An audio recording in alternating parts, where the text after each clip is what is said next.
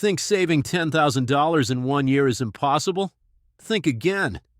What if I told you that with just a few small changes and a clear plan, you could hit that goal by this time next year, even if you're starting from zero?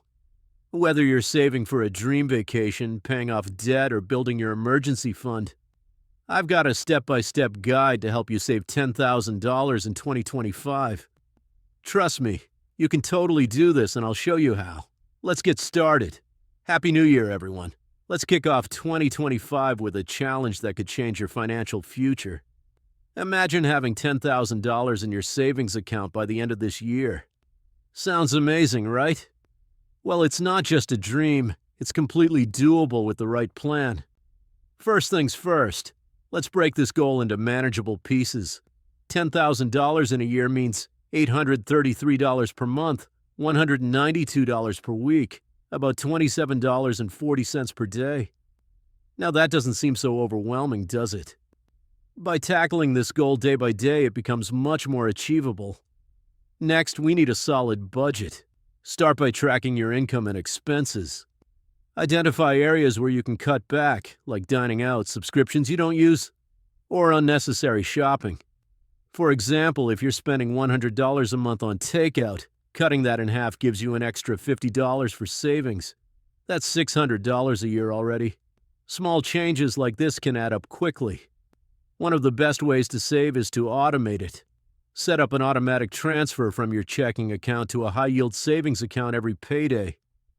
For example, if you get paid bi-weekly, transferring $385 each time will get you to $10,000 in a year.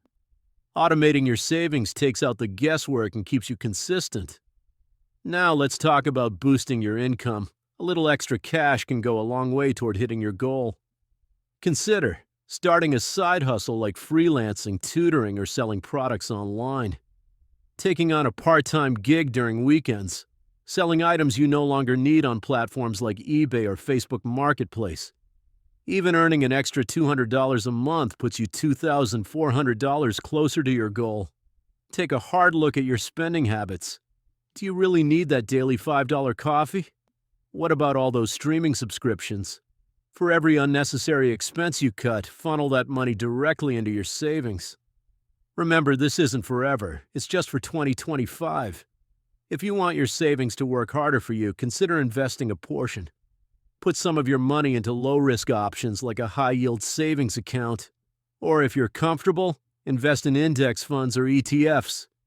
Even a modest return can help you reach your goal faster.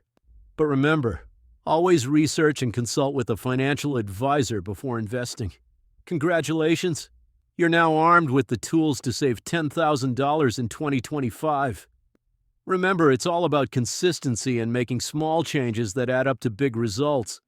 If you found this video helpful, give it a thumbs up. It really supports the channel. And don't forget to subscribe for more tips to help you achieve your financial goals.